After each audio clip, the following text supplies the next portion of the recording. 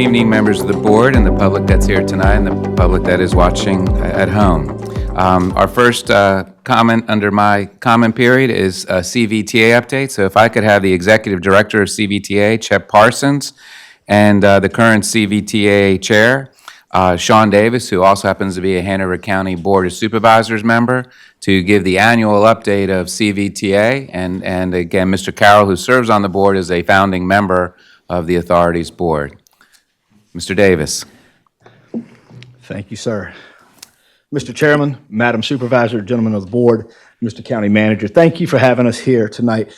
First and foremost, our heartfelt condolences on behalf of CVTA for the loss in your community. For the record, my name is Sean Davis, and I have the privilege of being asked by my peers to represent CVTA as the chair of the authority. As many of you know, the CVTA was created by an act of the General Assembly, and I'm the first one to tell you that when I heard about the pending legislation a number of years ago, I had my concerns and I had my doubts. The success of the CVTA is that it was passed by the General Assembly and then turned over to local governing authority. So the leadership on this board and the boards throughout the region is the reason that the CVTA has been successful. The CVTA does not work on ambiguous projects. You will hear from our esteemed executive director tonight. The projects that are on the ground, and no pun intended, the projects that are on the ground, the transportation projects that you see in your community that through your leadership you have delivered to your constituency are a direct result of your ability to work with the CVTA and have those tax dollars that came from your citizens' pockets returned back to the community here in Chesterfield. So again, we do not work on paper projects. Instead, we deliver real results to a locality that is seen and recognized by your constituents. And oftentimes, these are transportation improvements. Oftentimes, they're safety improvements, but all times they're priorities. So it's with that I want to introduce our executive director for the formal presentation, Mr. Chet Parsons. Mr. Parsons. Thank you, Mr. Davis.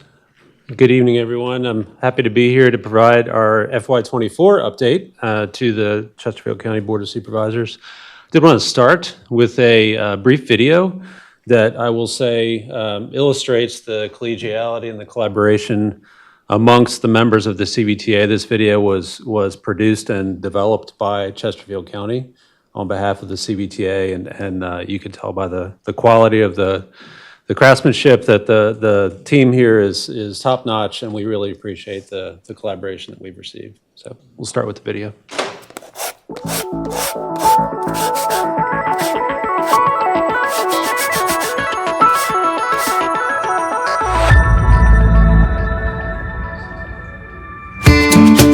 Hi, I'm Sean Davis of the Hanover County Board of Supervisors and current chair of the Central Virginia Transportation Authority.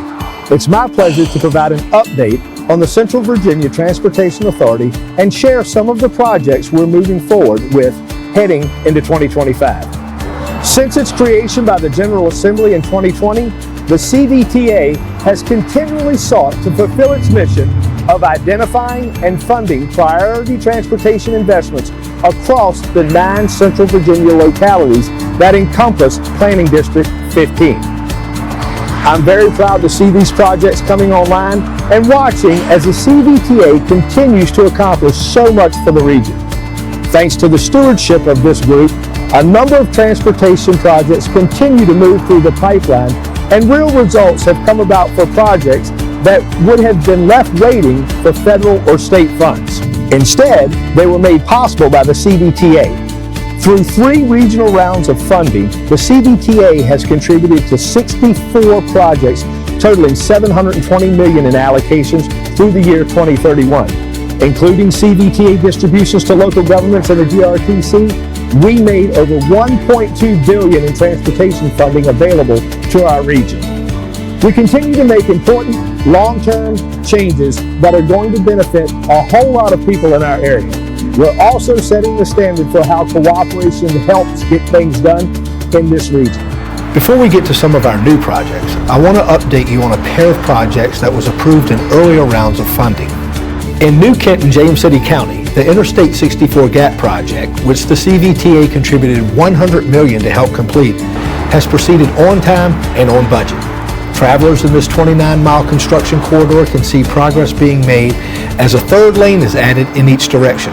Construction is scheduled to be completed by the summer of 2027 for the first section and 2029 for the second. And in Chesterfield County, CVTA funds in the amount of $37.5 million are helping to complete a project that will extend Woolridge Road from Old Hundred Road to Route 288, including a roundabout at Old Hundred Road. Right-of-way acquisition is nearing completion with a scheduled start of construction coming in spring 2025. Now, as far as our new projects, one of the biggest pieces on our list is in Henrico County, where significant improvements are being planned around the short pump area. The CVTA back suite of projects will include a newly designed and constructed interchange off Interstate 64 at North Gayton Road, a reconstructed interchange at West Broad Street and I-64, improvements on West Broad Street, and improvements to a section of Interstate 295. Some $60 million in CVTA regional funds will allow for construction on this vital long-range plan to begin as early as possible. The other big project on our list is in Chesterfield County, which is Phase 1 of the long-discussed Powhite Parkway extension. This phase would extend Powhite Parkway as a 4-lane road to Woolridge Road with a partial cloverleaf interchange planned at Charter Colony Parkway and overpasses at Brander Mill Parkway and Watermill Parkway. CVTA funding has helped preliminary engineering and design work to begin ahead of construction that is on track to start in 2027. Elsewhere in the region, we're looking to help fund a project on I-64 in New Kent County to improve the interchange at exit 211, which will be the location of the new Buc-ee's Travel Center. The installation and construction of a roundabout and new signal configuration requires a new 2-lane southbound bridge along Route 106, with the existing 2-lane bridge used for northbound traffic in the future. Preliminary engineering began earlier this year, with construction expected to start next spring. In the city of Richmond, a new bus rapid transit line is planned that connects north side and south side via high-capacity, high-frequency service. The north-south BRT, which will significantly improve travel times, includes construction of stops and other roadway, signal, and pedestrian safety improvements along a 2.5-mile section of Chamberlain Avenue from the Henrico County line to Lombardy Street, including up to 14 stations. Construction is slated to start in 2028. And in my neck of the woods, 2 projects in Ashland and in Hanover County will bring important updates to the road network. The first is here at the intersection of Route 1 and Ash Cake Road, where signal and pedestrian improvements will provide a connection from the intersection to the proposed Route 1 widening improvements to the north. These high-visibility crosswalks and push buttons on all legs will also include ADA ramps on all corners, with preliminary engineering set for this project in summer of 2025 and completion in 2029. And then over at Route 360 and Walnut Grove Road, an improvement to the intersection there will include preliminary engineering, right-of-way, and construction that looks to be all wrapped up by late summer 2033. In less than 5 years since its formation, the Central Virginia Transportation Authority is bringing much-needed relief to areas where congestion, safety, and accessibility have become increasingly more problematic. It is such an honor to serve our region, and we are devoted to doing this important work, making planned solutions a reality to people throughout our 9 localities. What is happening thanks to the CVTA and its effective use of tax dollars has continued to make our region better. By funding these projects, we continue to improve our ability to fix transportation issues in Central Virginia. So just a few quick slides to summarize it and provide some more highlights of what Mr. Davis highlighted in the video. CVTA is brand new as of 2020. We are created by the General Assembly. We have one task, which is to receive tax revenues from our 9 jurisdictions and then spend those revenues here for transportation improvements. So we have a process that is outlined in the state code where we identify, prioritize, and fund the most critical regional and local projects that will help solve our traffic problems across all modes. We collect 2 types of revenues. One's from a sales and use tax, and one is from a gas tax. Those are relatively consistent and are showing steady growth year over year in the short time we've been around.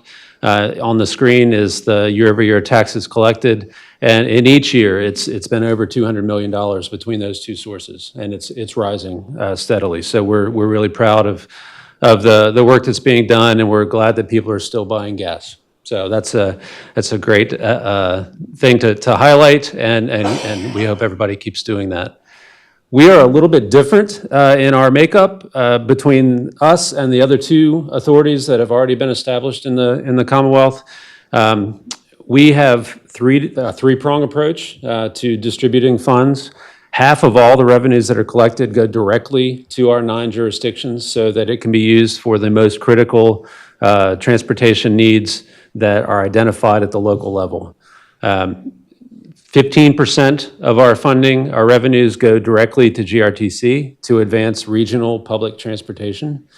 So that is beyond just a fixed route bus service. If you've seen the Link microtransit service that has been kicked off in the last 2 years, that is a result of the CVTA collaboration with GRTC. And we want to make sure that we continue to advance public transportation in all areas of our 9 jurisdictions. And then the remaining 35% funding stays with the CVTA to help identify and solve our biggest regional needs.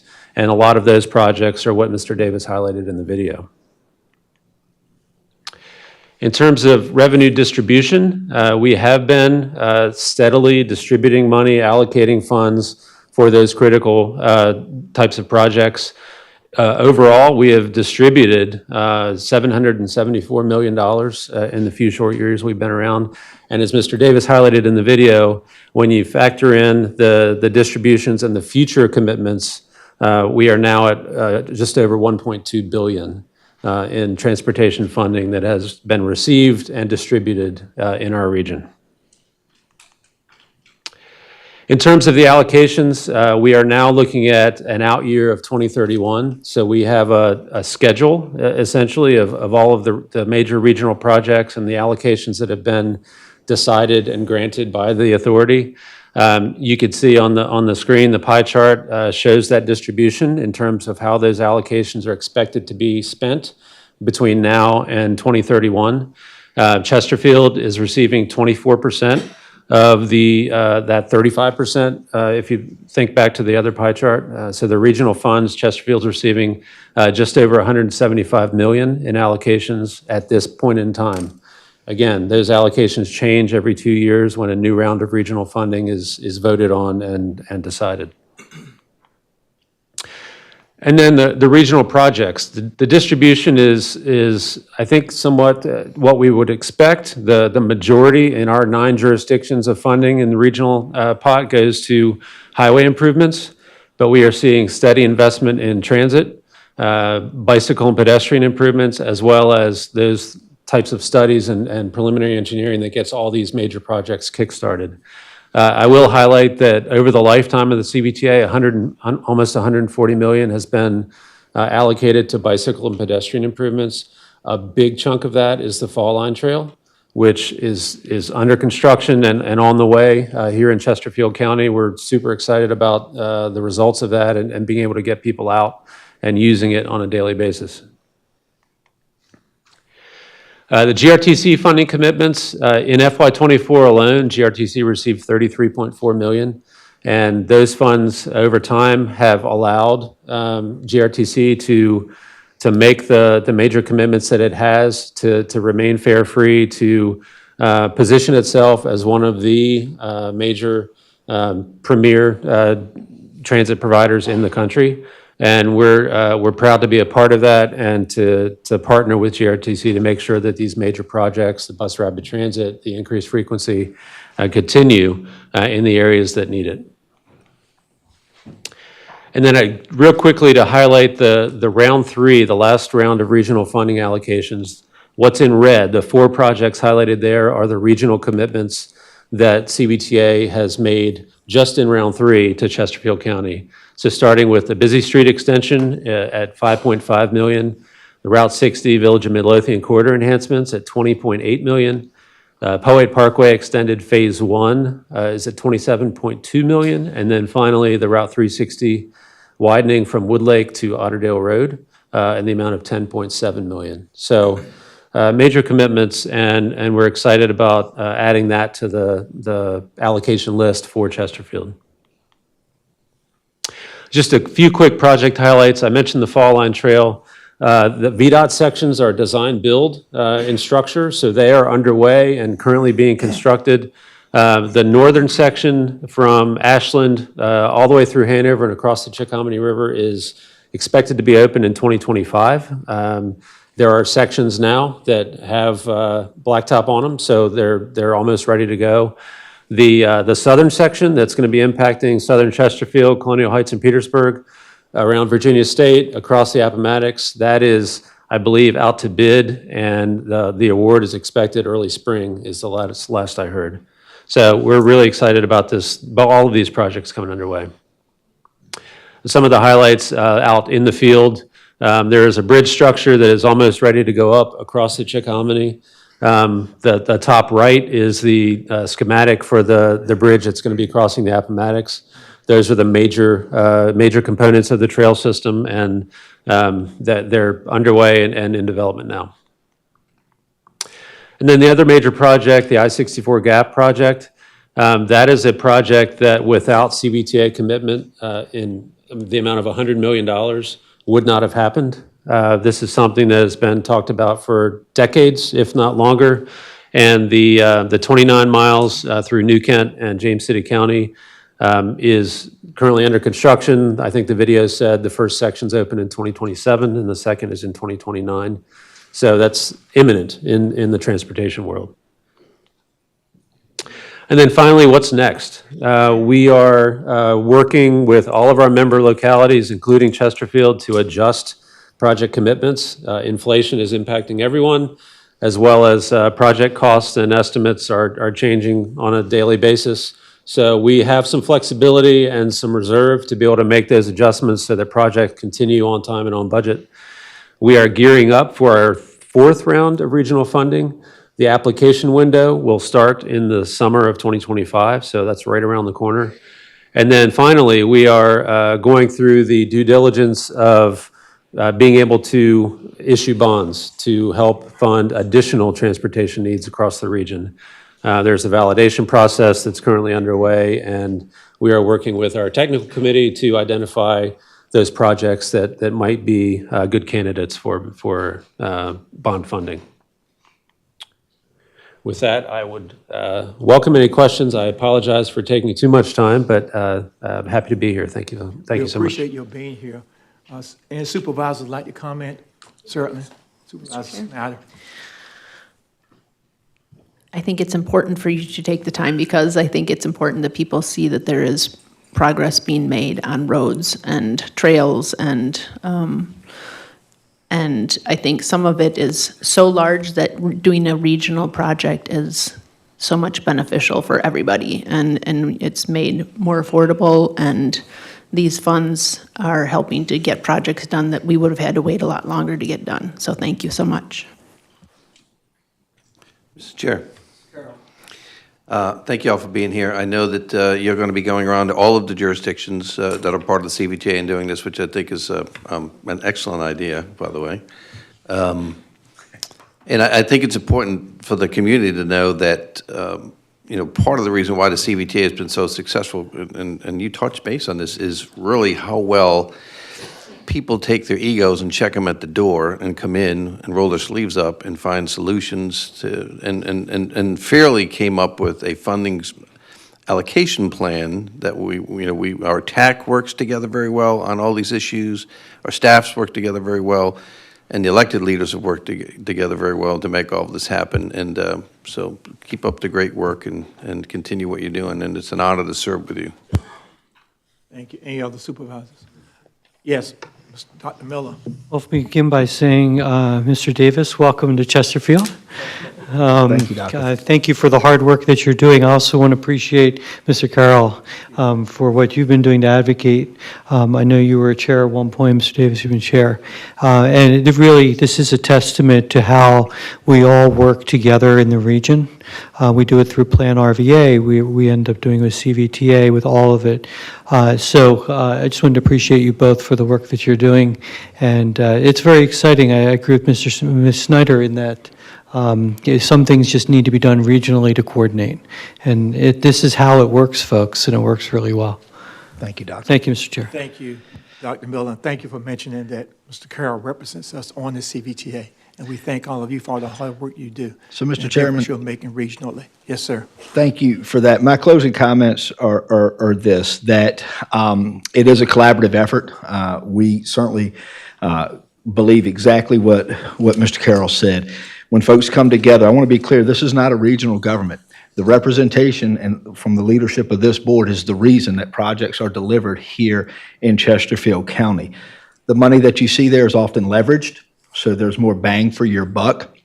To Supervisor Snyder's point, folks will oftentimes ride by and not notice exactly what the project is. They notice if it wasn't there. And I think that's the true sign of delivering on a local level, is that folks don't see maybe what goes on behind the scenes, because that's your job, and you do it very well. I will say this, I believe so much in regional cooperation that I'm glad that we were able to train your county manager in Hanover before he came to Chesterfield. Dr. Casey was my deputy county administrator, and I received my very first email from him when I was elected. And he's a great leader. Y'all have done a great job with hiring folks like him. Your staff is phenomenal. And I do want to say, Mr. Carroll was a chair of CVTA before I was. And the circuit, this is the second time going around the circuit. So thank you for that. And then to Manager Casey, Dr. Casey, thank you for having your staff do that video. It means a great deal. So thank you all. Have a Merry Christmas, wonderful holiday season, and a wonderful New Year. Thank you, sir. Thank you.